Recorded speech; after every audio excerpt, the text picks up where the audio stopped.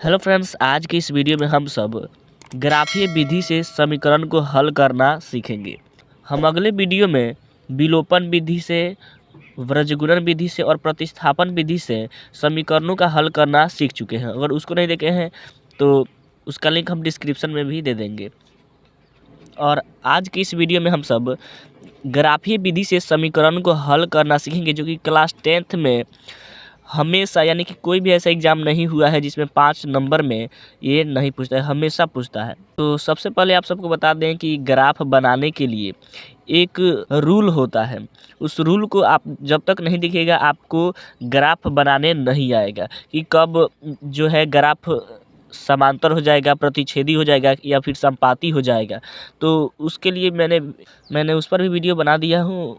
उसका लिंक मैं डिस्क्रिप्शन में दे दूँगा। पहले उसको जाकर देख लीजिएगा, उसके बाद इसको आप सब अच्छे से समझ पाइएगा कि कैसे प्रतिच्छेदी हो रहा है, कैसे समांतर हो रहा है और कैसे समपाती हो रहा है। तो ये पहला क्वेश्चन है, 2x प्लस वाई बराबर 6 है और 4x माइनस 2y बराबर 4 है। तो इससे हम क्या कर लेंगे, इसको हम समीकरण मान लेंगे। एक हो गया ये समीकरण 1 और ये हो गया समीकरण 2 हो गया। ये समीकरण 1 और 2 हो गया। अब हम सब लिखेंगे समीकरण 1 से, हम सब क्या लिखेंगे, समीकरण 1 से, समीकरण 1 से लिखेंगे और उसके बाद 2x, जो समीकरण 1 है उसको उतार देंगे तो 2x प्लस वाई और बराबर क्या है, 6 है। अब हम सब यहाँ से x का मान निकालेंगे, तो हम y का भी निकाल सकते हैं और x का भी निकाल सकते हैं।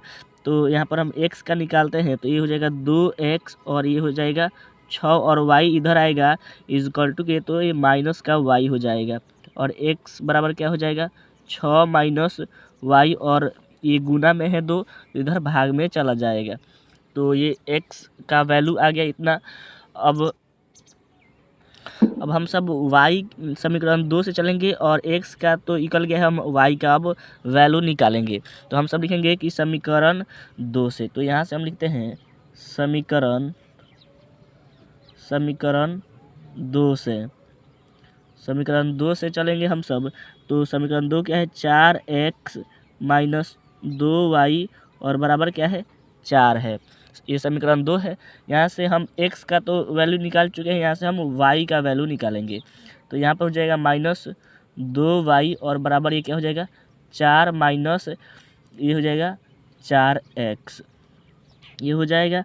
और उसके बाद क्या हो जाएगा, यहाँ पर हम इस माइनस को रहने देते हैं यहीं पर और हम 2 को इधर बटे में भेज देते हैं। तो ये हो जाएगा माइनस वाई और ये बराबर क्या हो जाएगा, बराबर हो जाएगा 4 माइनस 4x और बटे क्या हो जाएगा, 2 हो जाएगा। अब हम माइनस को भी इधर भेजेंगे तो ये हो जाएगा, तो माइनस इधर जाएगा तो क्या हो जाएगा, इन सब के गुना में चला जाएगा। तो ये हो जाएगा माइनस इंटू दे देंगे हम सब, 4 माइनस 4x और बटे क्या हो जाएगा, ये 2 हो जाएगा। अब y बराबर क्या हो गया, इसमें हम अब माइनस में 4 से गुना करते हैं तो माइनस का 4 आता है और ये माइनस माइनस क्या हो जाएगा, प्लस हो जाएगा और ये हो जाएगा 4x हो जाएगा और बटे क्या रहेगा, 2 रहेगा। इतना तो आपको समझ में आता होगा, बेसिक मेथड है। अब हम देखेंगे कि इस समीकरण का जो हल किए ग्राफीय विधि से, उसका ग्राफ क्या होगा, समांतर होगा, समपाती होगा या फिर प्रतिच्छेदी होगा। तो देखिए आपको बता देते हैं, उस वीडियो को भी आप जाकर देख लीजिएगा, काफ़ी हेल्पफुल है आप लोगों के लिए। तो यहाँ पर हम a1 बटा a2 से तुलना करेंगे इसका, तो a1 और बटा a2, तो a1 बटा a2 का वैल्यू क्या है, यहाँ पर ये a1 हो गया 2 और a2 क्या हो गया, 4 हो गया। इसको हम काटेंगे तो 1/2 आ जाएगा, तो 1/, हम 2 लिख देते हैं। और b1 बटा b2 क्या है, b1 बटा b2 यहाँ पर है 1/-2 है, 1/ क्या है, -2 है। तो यहाँ पर +2 हो गया, यहाँ पर -2 हो गया, यानी कि ये बराबर नहीं है। a1 बटा a2 नॉट इक्वल क्या है, b1 बटा b2 है, यानी कि इसका जो ग्राफ होगा वो प्रतिच्छेदी होगा। इसका ग्राफ क्या होगा, प्रतिच्छेदी होगा। तो चलिए इनके मानों को हम लाते हैं। तो हम एक सारणी बनाते हैं, इसका हम समीकरण 1 का सारणी बनाएंगे। तो यहाँ पर समीकरण 1 का लिख देते हैं और एक सारणी बनाएंगे, ऐसे ऐसे खींच देंगे और ऐसे और इस क्या करेंगे, यहाँ पर 3 लाइन खींचेंगे, 1 2 और ये क्या हो गया, 3 हो गया। और एक ऐसे 20 से खींचेंगे और उसके बाद यहाँ x लिख देंगे और यहाँ पर y लिख देंगे। इतना तो समझ में आ रहा होगा आप सबको। तो हम यहाँ पर y का वैल्यू रखेंगे, तो y का वैल्यू रखेंगे, जो वैल्यू रखेंगे यहाँ पर उसको यहाँ पर लिख देंगे और जो x का वैल्यू आएगा उसको हम यहाँ पर लिख देंगे। यानी कि चलिए अब इसका वैल्यू रखते हैं। तो अगर हम y का वैल्यू हम अगर 0 रखते हैं, मान लीजिए y का वैल्यू हम 0 रखते हैं, तो x का मान क्या आएगा, तो यहाँ पर अगर 0 हो गया तो ये क्या होगा, 6 में से 0 घटेगा तो क्या आएगा, 6 आएगा। और 6 को 2 से काटेंगे तो कितने बार में कटेगा, 3 बार में कटेगा। यानी कि x का मान क्या आ गया, 3 आ गया। उसी को यहाँ पर हम सब लिख देंगे। अगर हम सब y का वैल्यू 2 रखें, ऐसा रखिएगा कि दशमलव में उसका मान नहीं आए। तो अब हम y का जो वैल्यू है वो अगर हम 2 रखते हैं तो इस 6 में से 2 को घटाएंगे तो 4 आएगा। और 4 को हम अगर 2 से काटते हैं तो क्या आएगा, 2 आएगा। और उसके बाद हम कम से कम छोटा अंक हमें मंगाना है ताकि ग्राफ ज़्यादा बड़ा नहीं हो, नहीं तो 15-16 आ जाएगा तो ग्राफ के लिए जगह ही नहीं बचेगा। अब हमें 3 मंगाना होता है, यानी कि x का भी 3 और y का भी 3 और इसका भी हम सारणी मंगाएंगे, यानी कि इसका भी सारणी मान निकालेंगे। तो अब हम सब क्या रख सकते हैं, तो अगर हम -2 अगर रखते हैं y का वैल्यू, यानी कि यहाँ पर अगर हम -2 रखते हैं तो माइनस माइनस तो प्लस हो जाएगा और y के जगह पर क्या हो जाएगा, 2 हो जाएगा। तो इसको अगर हम जोड़ेंगे 6 और 2 को जोड़ेंगे तो क्या आ जाएगा, 8 आ जाएगा। 8 को अगर 2 से हम भाग देते हैं तो क्या आता है, 4 आता है। तो 4 को यहाँ पर हम सब लिख देंगे, x का मान क्या आ गया, 4 आ गया। तो इतना तो आपको समझ में आ रहा होगा। एक बार और देख लीजिएगा वीडियो को तो समझ में आ जाएगा। अब हम समीकरण 2 का सारणी बनाते हैं। तो यहाँ पर 2 लिख देते हैं और उसके बाद क्या करते हैं, हम सब सारणी बना लेते हैं। और सारणी में कितने खंड चाहिए, 3 खंड चाहिए, 1 2 और 3 ये हो गया। और एक बीच से ऐसे लिख देते हैं और यहाँ पर x हो जाएगा, यहाँ पर y हो जाएगा। ऊपर नीचे कहीं भी लिख सकते हैं, उससे कोई फ़र्क नहीं पड़ता है। अब हम सब क्या करेंगे, अब हम सब y के जगह, यानी कि यहाँ पर x का मान रखना है, यहाँ पर y का मान रखना था, पर यहाँ पर x का मान रखना है। तो हम x का मान क्या रखें कि ये कट जाए और y का वैल्यू भी दशमलव में न आए। तो अगर हम सब x का मान अगर हम सब 1 रखते हैं, x का मान 1 रखेंगे तो क्या हो जाएगा, हम 4 में 1 से गुना करेंगे तो 4 ही आएगा और प्लस माइनस घटाएंगे तो ये क्या होगा, 0 आ जाएगा। तो ये क्या हो जाएगा, 0 को 2 से काटेंगे तो 0 आएगा। इतना तो आपको पता होगा। और उसके बाद हम सब x का वैल्यू क्या रखें, तो अगर हम सब यहाँ पर x का वैल्यू अगर 2 रखते हैं, 3 रखेंगे तो नहीं आएगा, दशमलव में चला जाएगा। तो दशमलव में हम लोगों को नहीं मंगाना है ताकि आसान हो जाए। तो अगर हम x का जो वैल्यू है वो 2 रखा जाए तो ये क्या हो जाएगा, 4 दूना 8 हो जाएगा। और 8 यहाँ पर माइनस है तो यहाँ पर घटाना है, तो 8 में से 4 घटेगा तो क्या आएगा, 4 ही आएगा। और 2 से काटेंगे तो 2 ही आएगा।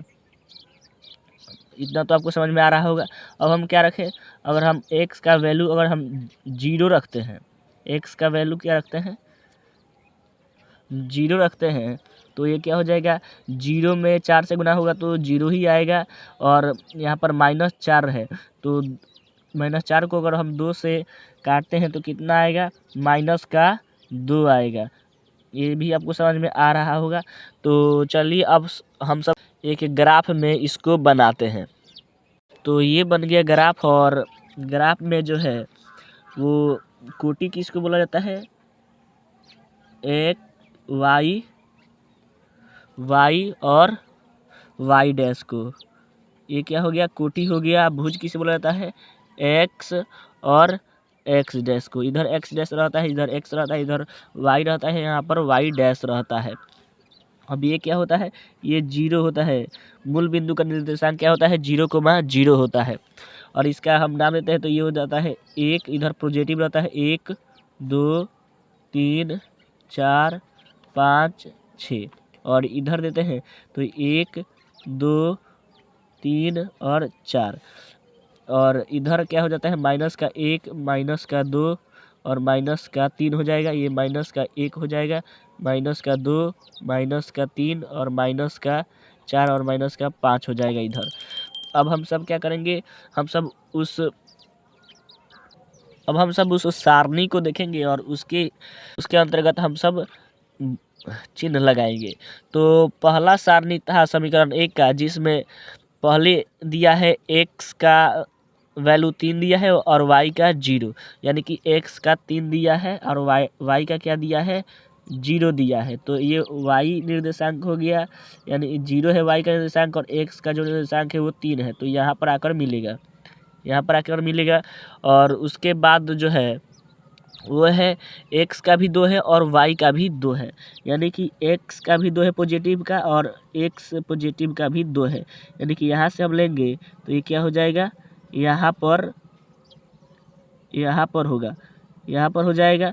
और दूसरा क्या है, तीसरा है -2 है y निर्देशांक का और x जो है वो पॉजिटिव में है 4।